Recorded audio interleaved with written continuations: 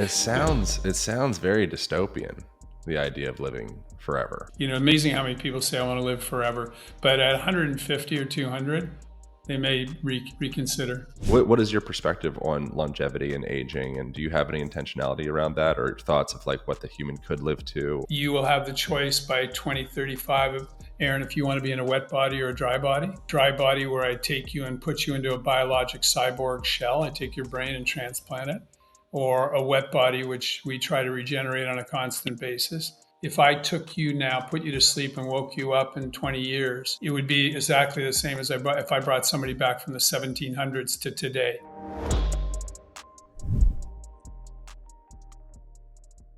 Dr. Bailey, Good day. we are here. We are here. Thank you for making time to do this. Pleasure. I am excited to talk to you. I'm very interested. I'm very skeptical of the world of longevity, mainly because I haven't witnessed too many people in the space that it's seemed outstanding in their biological disposition in comparison to their age that tout longevity. And so I wonder how much of the conversation of largely living to like forever or 200 or any of that, that's the realm where I'm kind of like, I'm not that impressed with the 65-year-old form or the 70-year-old form. I'm not impressed, and my subjective perspective ultimately doesn't matter at all. But in what I've witnessed within that world, I'm a little bit I'm very skeptical. Just like leading into the conversation with that, I'm curious your perspective on the concept of escape velocity, which I know that you know what that is because I've heard you mention it in a previous podcast. Can you share what is escape velocity and what is your thoughts on that? Aubrey de Grey was one of the icons of the sector, first mover. And I was talking to him, and he said, if you were 55 5 years ago, you're going to live forever. And I was like, seriously, that it doesn't make any sense. But what he did say, which was interesting, he said, the way he looks at it is science will be able to add 2 years to your life every year. And if you do that, you would get escape velocity.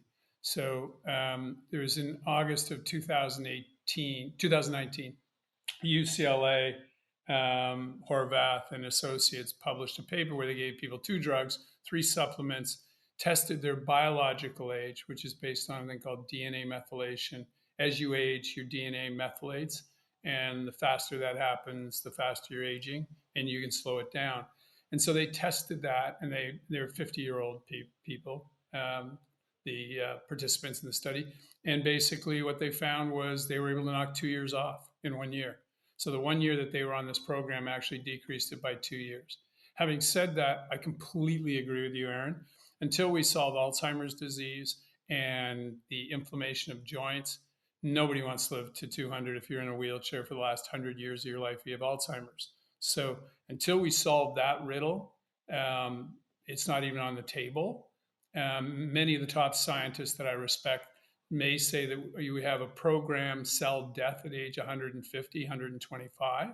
So nobody knows. And any scientist who says with great confidence that they're going to unlock aging so that we can all live to 1,000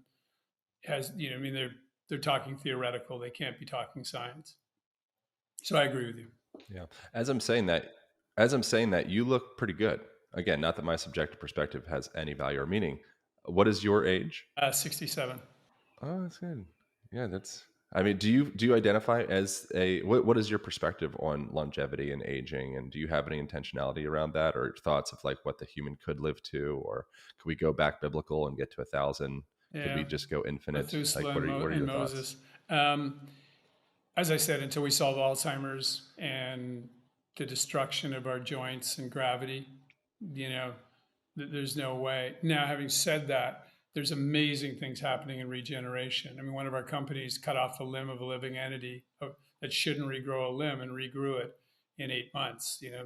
Science fiction becoming science. It was in a frog, but we've repeated the study in a mouse with its digit, and we're able to regrow the first part of the digit. So I perceive the next 10 to 15 years we'll be able to do that. In which case, you destroy your knee, I can regrow your knee. You destroy your kidneys, I can regrow your kidney. Then it gets really complicated, obviously, when it comes to the brain. because it may also decline with age, and that'll be a whole different spectrum as to what happens. But it's, realistically, my company, which creates first and foremost was to create drugs to slow or halt aging. It's really focused on giving you 10 more years, healthy years, because the discrepancy between when you're healthy and when you die in the developed world is 10 years. So some people are sick the last 20 years of their life. Some people are sick 1 hour before they die. So, I mean, it's great variability. So, how do I decrease that from 10 years to 1 year? Interestingly, in Denmark, and nobody knows why, it's 3 years between when they're healthy and when they die on average. So, it's possible. And that to me is our focus. And as far as me living forever, when Aubrey said it and said I was going to, it'd be my nightmare. You can imagine watching your 500th political debate for the presidency or another Olympics. It's just, like another buddy cop film. Time out, I'm done. It sounds very dystopian, Yes, the idea of living forever to me, me but too. maybe I'm just short-sighted on No, the whole situation. it's pretty even split between the people who want to and the people who don't. Amazing how many people say I want to live forever, but at 150 or 200, You're they over may it. reconsider. Yeah, you're good. And all your friends are dead, probably, unless they had like a ton of No, money they or won't be whatever. though. Right. Well, so yeah, if the It's going to technology be is for everybody. widely available. So I want to talk about the 10-year mark, like you're suggesting, which I think that would be something I could get behind, because that just makes complete sense to me. But I want to keep going into the more like wild stuff. How does that function? Because I've seen things like there's not, the creature isn't the tardigrade. There's another creature kind of tardigrade esque, where like it can't be killed and you can cut its limbs off and it regrows and you can put it into freezing environments. The tardigrade does that, where it can do something with its genetics, where it can take, I think it's like the bacteria or the genetics from the organisms that are able to live around it, and it can just morph and gather that information. If someone's able to live in that environment, whether it's 1,000 degrees Fahrenheit or negative 1,000 degrees Fahrenheit, it can gather the genetics from those other beings, and then it can um, bring that, like integrate that into himself. It cannot be destroyed. Um, is there some future where we're able to pull some of the genetic kind of orientations or lessons from those creatures and be able to assimilate that or integrate that into the human organism? Do you see that as a possibility? And that's, I assume, what you're talking about with the mouse that's able to grow a limb back. I, you know, the ones you reference can be the other people they talk about is the Mexican salamander, which can regenerate Right. tissue, and there's a plankton worm which I can divide it into, I believe, over 150 little bits, and each one will regrow its own Yeah. worm. So I mean, there's crazy things that happen in nature. They found a shark that they think is 600 years old in the Arctic.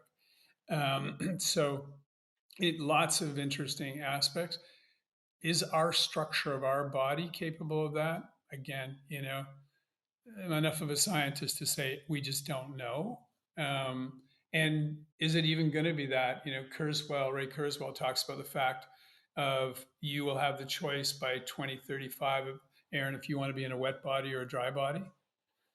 Dry body, where I take you and put you into a biologic cyborg shell. I take your brain and transplant it, or a wet body, which we try to regenerate on a constant basis.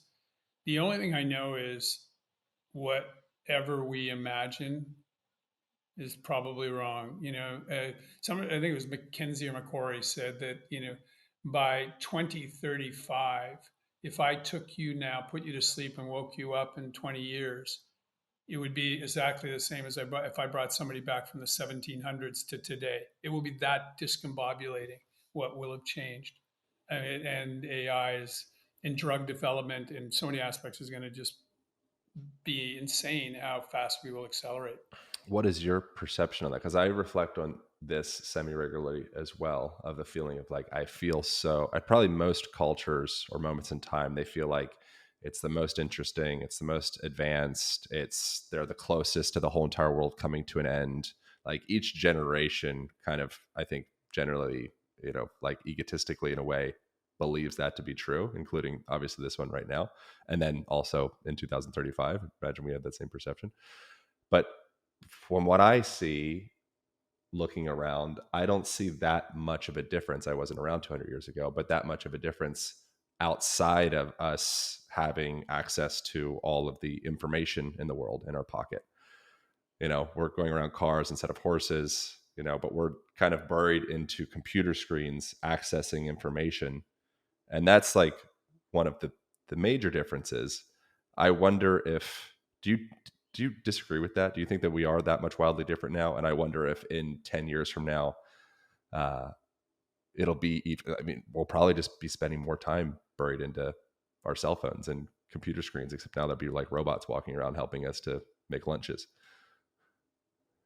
God, I hope that we don't go, that. I mean, I think that the fundamental human condition, that you love, family, Yeah, it doesn't change. sex, um, personal interaction. Yeah, that's a baseline. Yeah. Can it change where it's not sex with a person and it's you know sex with the Scarlett Johansson robot that they had in that film Her?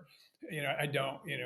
Who knows where we're going to go? I know that they made an AI machine in Japan that interacted and would acted like a best friend, and 15% of people in Japan who were interacting with it told it they loved it, that it had now become an animate object that they loved. So,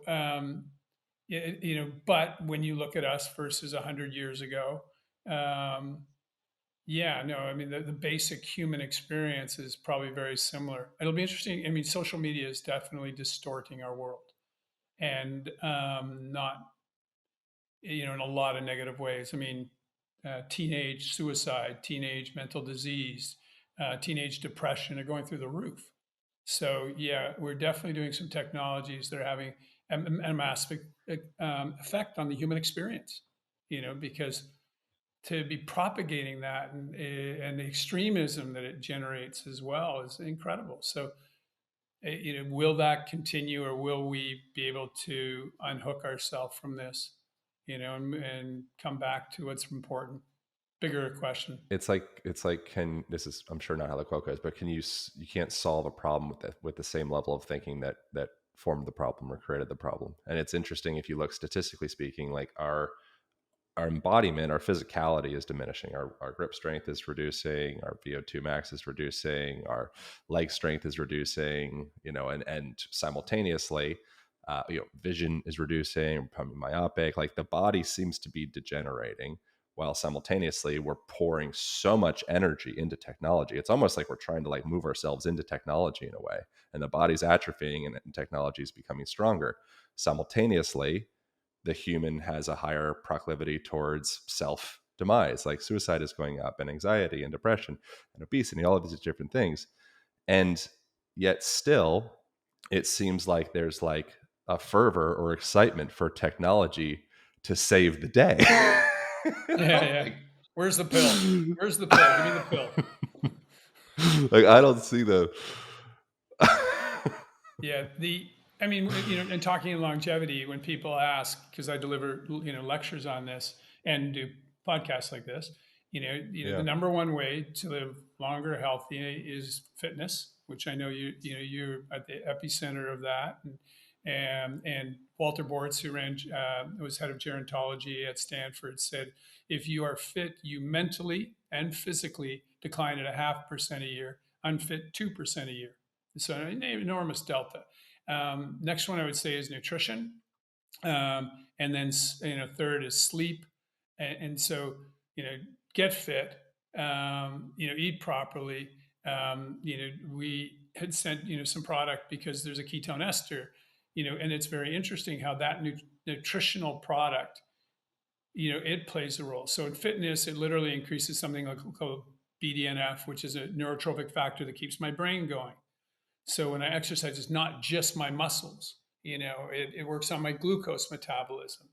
And how I do that. The ketone ester, which is really interesting. It's what people try to get into ketosis on a diet, which is incredibly difficult, to stay on. But you can take these products and put you into ketosis in 15 to 30 minutes, and that not only has an effect because it's an energy source. I bet it's probably the best energy source. So it's like you running your body on the optimum fuel.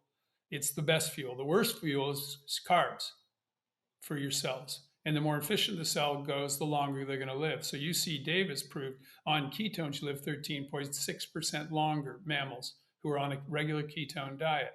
It also modifies your epigenetics. It's one of the products that we really discovered, an incredibly safe product that literally changes your genes in a positive way.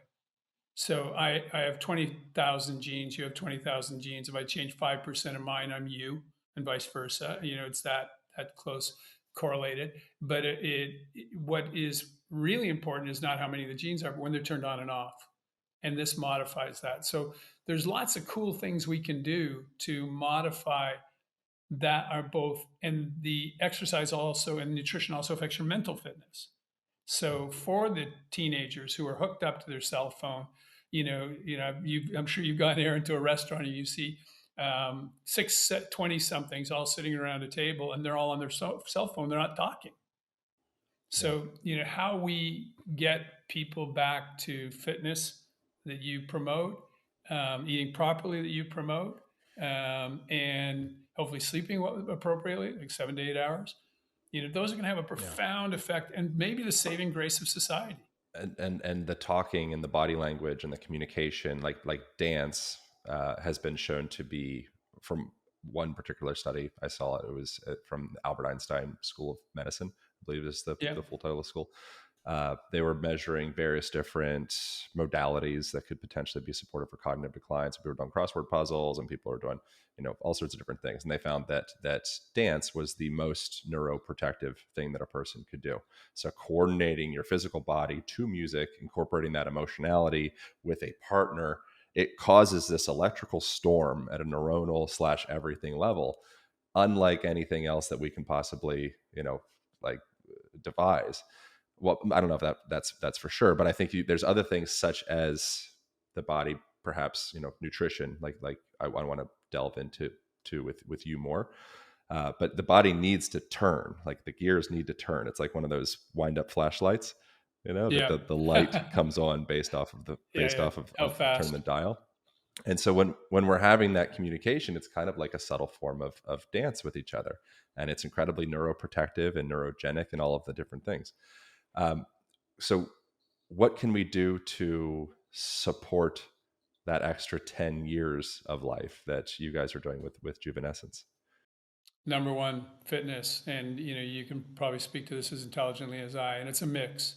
It's the yoga, it's the breathing, it's high intensity, it's endurance, it's flexibility, and it has to be a mix. So that is not hugely better than nutrition, but certainly probably more important than nutrition because it also then affects how you process the food.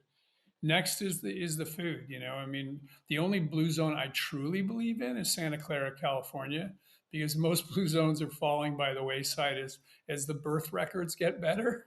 So they're not really living to 100. They actually just lied about their age at some point to avoid a war or get an early retirement. And but the Santa Clara, California, it's Seven-Day Adventist. They are vegetarian. It's a deeply connected community. They exercise together. They do a lot of fitness, and they are one of the areas that live through 100. And also, being happy is the number one way to live through 100. Is happiness. One way to live long is education is the first, and this number two is money. But education happily is number one. So those are the big things. And it was funny you mentioned about dance because we know the caloric restriction 1,800 calories for men, 1,200 for women. The people who seem to do that on chronic caloric restriction live longer, although we're working out different ways to get there. And I think the ketones are one of those ways. Number two, I think, was dental flossing every night adds 4 years to your life because of the connection between the microbiome in our mouth and Parkinson's, Alzheimer's disease, heart attacks. 40% of heart attacks are inflammation, not plaque, and it may be because of the infection getting in through your gums. Number three, the study that I read was having sex 4 times a week, which I would point out, which goes back to your dance. And then I said, let's put this in context. I mean, if you're 75 and you're having sex 4 times a week, you're in pretty good shape, Interestingly, when I delivered that, this guy put up his hand. He said, "Is that with somebody, Dr. Bailey?" I said, "Yeah, I believe it's sex with somebody." Yeah. And what about some of the easiest one would be, well, it depends on how you enter the ketosis. For a long time, forever and ever, the body would go in and out of ketosis depending upon the culture. Yes. And there's significant neuroprotective and genic effects within that. Can you talk a little bit about ketones and ketosis and kind of like a basic overview of that? That would be valuable Yeah, for people. sure. So if the audience, everyone who's listening to this, the audience, if they stop eating today, and they just have water and some electrolytes, in about 36 hours, they will have burned through the sugar, predominantly in their liver, and use it up. And then they'll start to break down their fat. And the fat, when it breaks down into ketones. And ketones go to the liver, they're turned into something called BHB. And BHB ketones are very easy for your cells to use. Your heart, we believe, prefers ketones. Your brain, probably, if sugar and ketones are available, it'll take the sugar, but it is much better served if it used the ketones. And in the studies, in third party, not my company, other people are doing studies on this. Lots of studies on ketosis. You can do it by starving yourself. And what we found in the last 10 years is I can also do it by giving you ketone esters are probably better right now than ketone salts, and much better than MCT.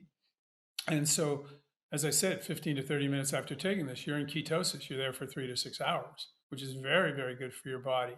It's amazing for recovery after heavy duty exercise. And three of the teams in the Tour de France use it because after they ride 300 miles on Tuesday, they got to ride 300 miles on Wednesday. So, they need to speed recovery. But Why is it supportive when for recovery? Is it just you're in a more parasympathetic state as a product of that? You're more calm, or like, what's the can't factors in that? I think it's the energy source. It's just a rapid energy source to replenish the tissue, but I really I can't speak to that. So rather than misspeak, Okay, I just know that we've seen the recovery has increased. What was really interesting. interesting, and I know you got a couple of very famous clients who play professional football, and that is what we found is people who have brain trauma, um, at the very time that they need energy to repair the brain, they can't use sugar, but they can use ketones. So the head of the neurosurgical intensive care unit at Queen Mary Hospital in London, England said, "Can you give me your ketones? I would like to give it to the patients when they come in and throughout their stay in the neurosurgical intensive care unit to see if we can diminish the degree of insult to the brain acutely and speed the recovery." And there's lots of studies that would indicate that it will do exactly that. So we're talking to the Canadian Football League about doing studies on all of the people because it's safe, it's a food, it's easy to take, and but particularly the linemen who can have up to 200 micro concussions in a year. And what if they took the drink before the game and after the game? Would they mitigate the damage to their brain? Dan Kelly at Boston University was giving it to mice, and he measured what's called stroke volume, which is the ability to pump out blood. And what he found was that taking ketones increased stroke volume. And the cool thing about having a high stroke volume at the same contraction means that fundamentally your heart is working more efficiently, which may also go back to the question we asked about Tour de France. And also, I think it plays a significant role in muscle recovery. And so, you know, this could be used for a form of heart failure. So the product that we have on the market, Cognitive Switch, and we're about to do a line extension, putting it in a coffee because it's tasteless. It's like putting a creamer into your coffee, and yet you would suddenly have a twice as healthy coffee, or into pudding for children, so you have now a healthy pudding. Is that the this could help their heart, it could help their brain, and so it's very interesting where this is going to go. But also, we're now testing it as a pharmaceutical agent. So 3 to 6 hours is great for consumer, but it's got to be 24 hours for somebody who has heart failure or for somebody who's incurred a neurological insult. So we're reprogramming that. We'll be starting those clinical trials soon. So the same product you can buy on Amazon will be used in a therapeutic sense. What would potential drawbacks of a person going into ketosis, quote unquote, naturally, a la, not eating any carbohydrates for some period of time compared to consuming a ketone ester or ketone salt or something of the like? Could there be some drawback into like hacking nature, or would they even be fall into that category of hack? Well, I mean, hack is also a subjective word as well, but could there be any drawbacks of that, of like jumping yourself to it compared to allowing your body to transition into it the way it has for a long time?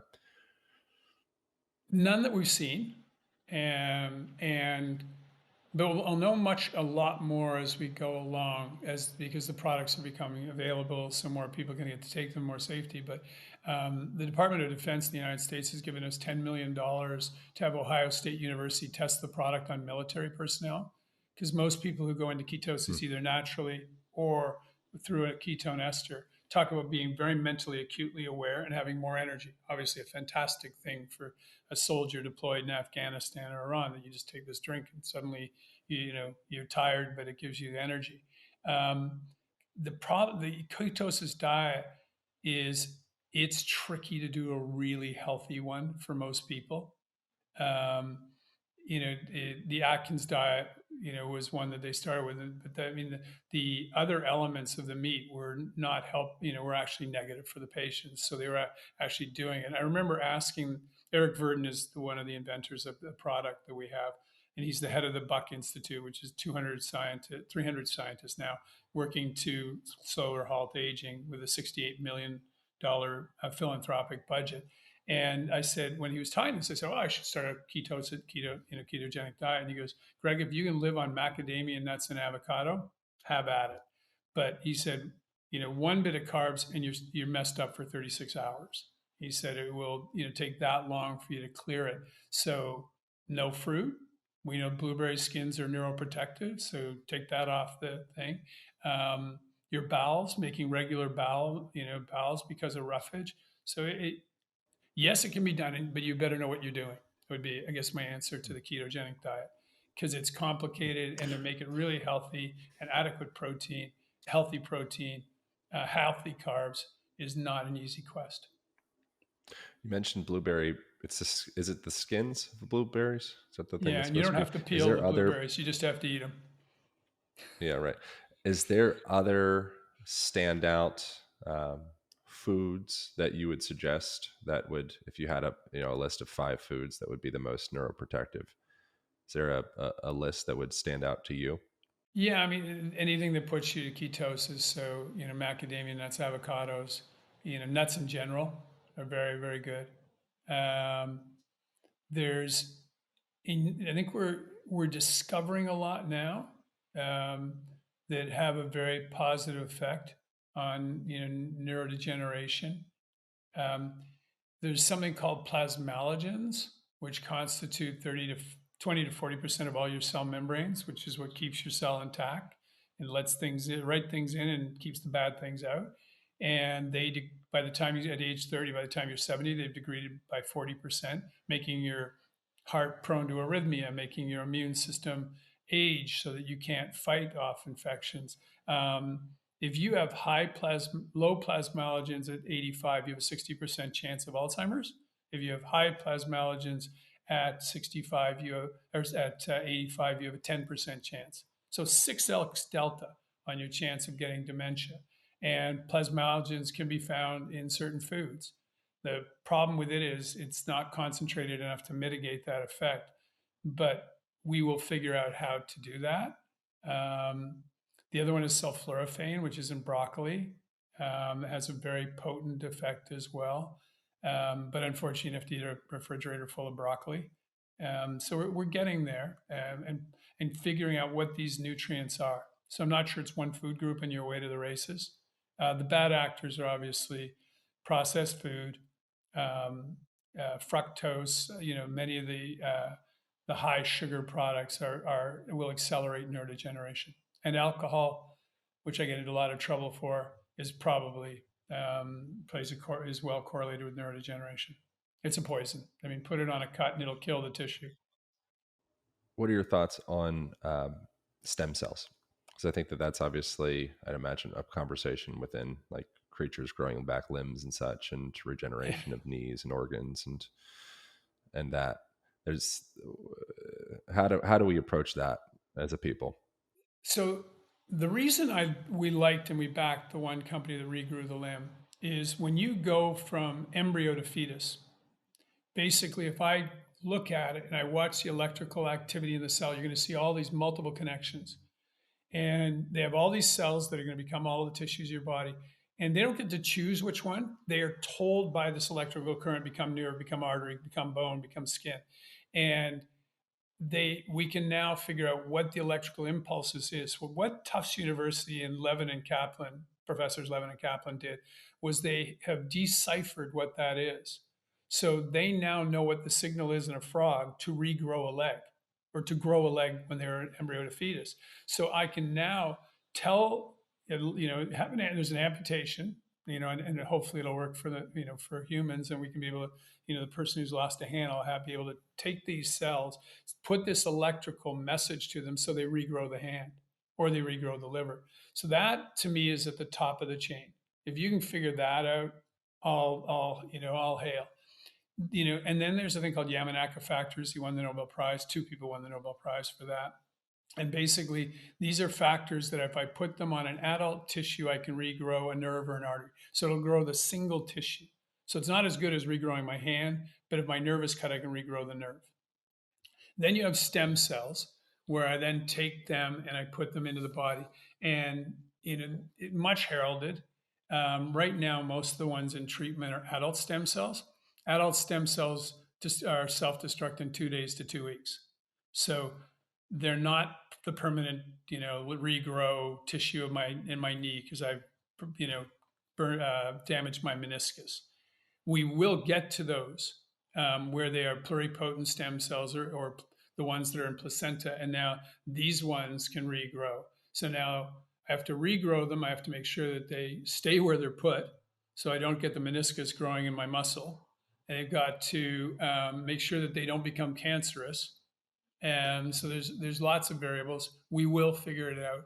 I don't know any of them that I think right now I would personally get. I might get the MSCs, the adult stem cells, because they're potent anti-inflammatory, but that's a different reason for getting them. During the 2 days to 2 weeks, they can be very helpful in decreasing inflammation.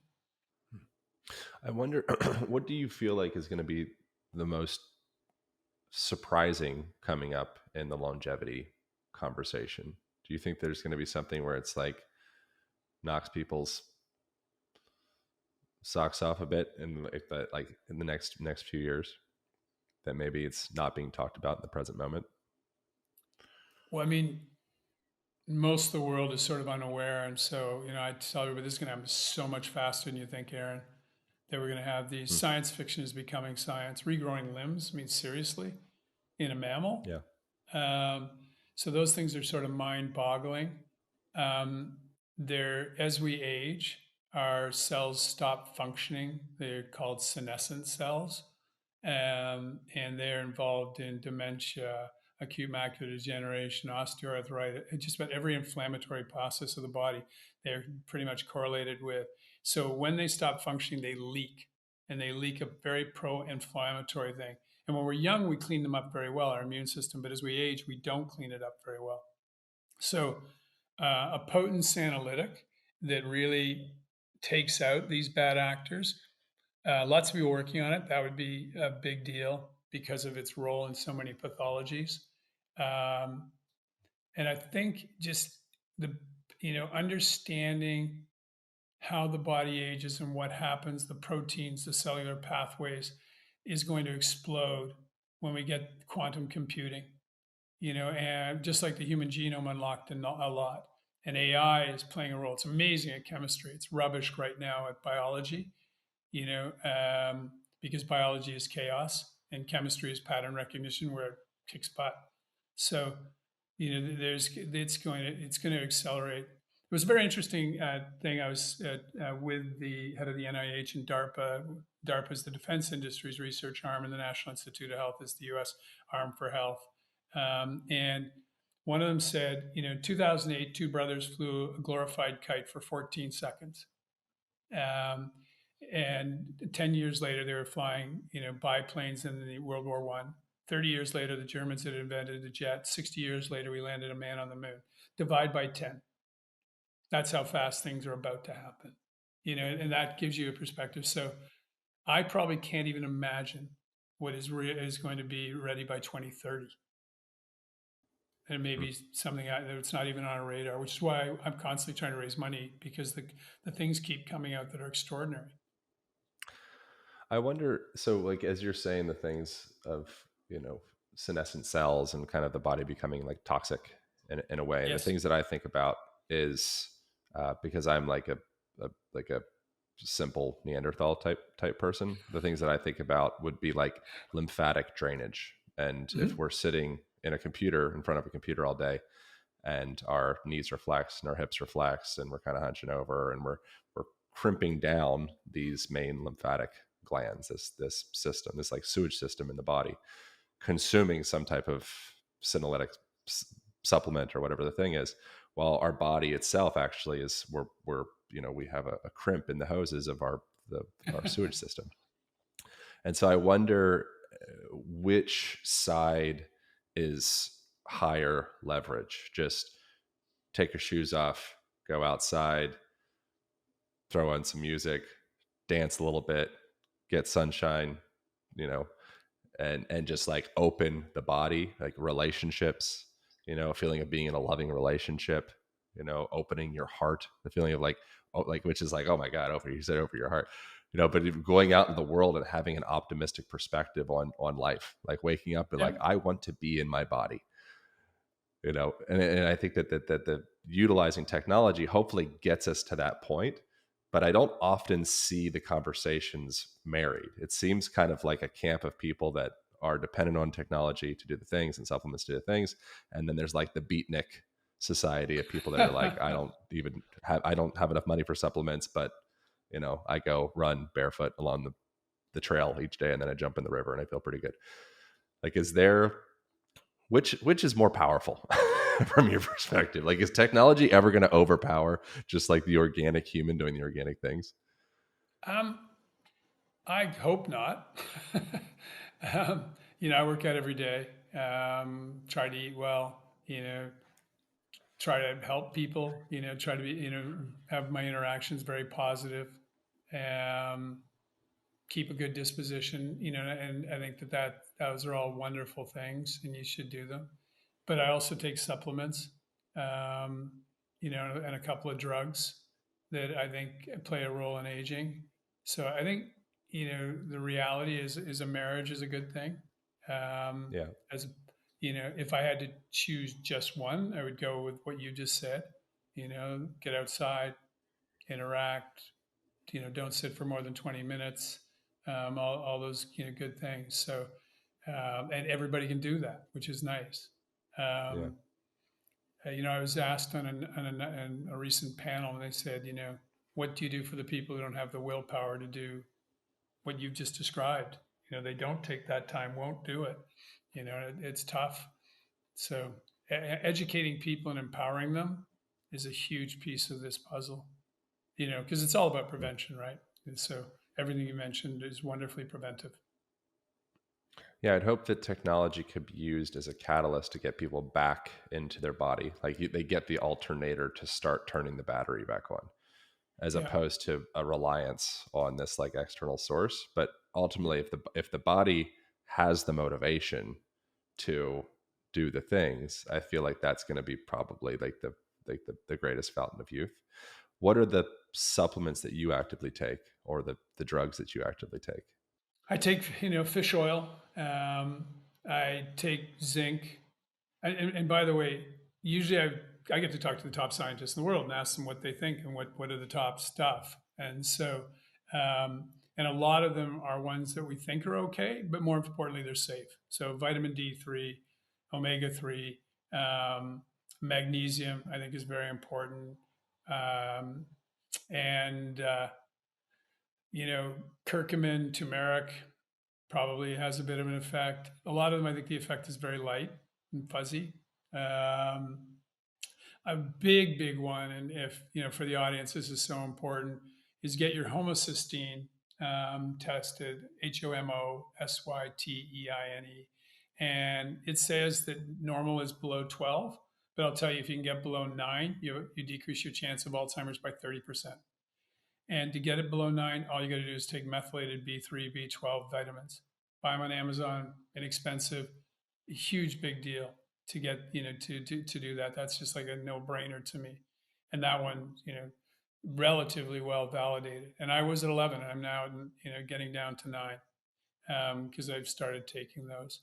Um, and then creatine is becoming increasingly more and more literature coming out positive on it, and not just for the bodybuilders, that it has all these other effects. So I think it's a big deal. I'm trying to go through what's in my fridge right now, and beta glucan was recommended by Jack Gilbert, one of the top guys in the world, for the microbiome as an incredibly safe way to help your microbiome. As far as drugs, I take a statin and I take metformin, incredibly low doses. You'll have to talk to your doctor. I'm not sure I'd recommend them wholeheartedly to everybody, but I think that they play a role in cancer and in heart issues, and in Alzheimer's issues. And sorry, mainly cancer and Alzheimer's. Some of it, so it's not, not taking it necessarily for the cardiovascular effect. I'm not taking metformin for the diabetes effect. I think that they have other sequelae. And there's a very controversial drug called rapamycin that many people in the sector are taking, but we don't know the right dosage. But certainly in animals, it seems to increase longevity. But against that backdrop, eat and sleep, and do all the right things, and stay fit. And what else is Juvenescence up to? Before we were talking, you're mentioning some things around NAD. That's something that I've found to be very supportive for myself, particularly if I'm feeling like low energy or if I'm feeling sick. Um, any type of recovery, um, I find NAD to be very supportive. Is there? Can you share a little bit of like other stuff that you guys are up to with Juvenescence? Yeah, I mean, as I said, this has been an amazing journey, Aaron, when I first started and where we are. And basically, we have a one that goes into trial in 4 weeks. And if I'm right, and if it at a therapeutic dose is not toxic, there's a very good chance I could add 10 healthy years to your life and everyone you know. So at 120, you won't be the only one alive. Your family and friends will be there as well. And it knocks down a pathway called PI1, which we know plays a huge role in fibrosis of organs and tissues. So this is a very powerful drug, much like the obesity, the diabetes obesity drugs, where they play a great role in prevention of other diseases. So I'm very excited about that. We start that one very soon. I can measure PI1, so I'll know if it's working very quickly. We have on NAD, we have one. So basically, there's nicotinamide riboside, there's NMN. These are supplements that are precursors, meaning they will turn into NAD. And NAD, unfortunately, is one of the four major cellular pathways of aging, and it decreases when you age. And so let's give you the supplement and boost it back up in the cells. But that means it has to cross the blood-brain barrier, it has to get into the cell. The other problem is a big reason that the NAD decreases is because of an enzyme called CD38, and that destroys the NAD. So I may be, taking my friend Eric Burden just said, a sink, where the water is constantly draining out because there's no plug, and I keep having to pour water in because it's going out, much like the drain opening. In this case, it's the CD38 enzyme, which increases with age, destroying it. So we're trying to block that. That goes into clinical trial. In a perfect world, Q4 this year, could straddle Q1 next year. And so we have this very powerful agent to increase NAD. And what I like about all of our programs at Juvenescence is this will take you back to a physiologic level. It doesn't boost you crazy high NAD because it's on a feedback loop with the other three pathways of aging. So if I increase it massively, what does it do to the other three? Because they're gonna do a feedback. Same way that if I give somebody anabolic steroids or testosterone, I shut down the normal system. It's a feedback loop. So CD38, it plays an enormous role in inflammation, which is one of the inflammation leads to fibrosis, and fibrosis of the organs is about 30% of the developed world. So it's a big deal. So we've got that. We have the ketone ester as a drug that will go into clinical trial in the next few months. Then we have a bunch of very complicated pathways that are involved with aging called GDF15 and the activins, which we will bring, also go into clinical trial hopefully within the year. And so we have 5 to 7, and then we have a whole area of regenerating organs and tissues. Amazing. Well, you're clearly incredibly brilliant, man. I really appreciate you taking the time No, to I'm very share. lucky. And I I personally I use the cognitive switch stuff. I'll just do like you had suggested. I'll put some in my coffee. I've had to be very supportive, and it's great to have something that doesn't have that kind of like, I don't know, gasoline type flavor of typical historic ketones. And Yeah. so to be able to derive those benefits without having to go through the kind of, like sour lemon face is pretty nice. And I really appreciate the things that you're up to in the world. I really appreciate you taking time to get to share with us. No, it's super And if exciting. people, yeah, if people want to get involved in Juvenescence in any capacity, what would be like the best starting place? Would cognitive switch be the thing that you think would be the most supportive Yeah, for I people mean, as far as it's easy. It's a on Amazon. We're going to have cool, other, we're making a coffee with the ketones already in it. cool, We're talking about making a pudding for children because it definitely plays a role in, neuronal development, protecting the brain, epigenetics. And it's used, ketone diets are used for children with epilepsy. It has a profound amazing, role. And we're making one for the elderly because a lot of people who are the caregivers for Alzheimer's and Parkinson's patients talk that they literally see an improvement when they take it. So we'll get it out there, um, and it's a big thing is the education. And I'll give a shout out to Peter Attia, who wrote a book hmm called Outlive. Um, Peter's really good from my perspective because he's willing to admit when he's wrong. So if something gets more data and it changes his opinion, he changes, and he writes a very comprehensive thing on the various things we can do to live longer, healthy. And yeah, education is huge. So I'm really appreciative, Aaron, for you having me on the podcast because the more people who understand this, and to your point, hopefully empowered to watch your podcast, realize how to exercise, what to do for mental health, a profound effect on society. So hats off to you. amazing. Thank you so much, brother. I appreciate you. I look forward to seeing you in the real life.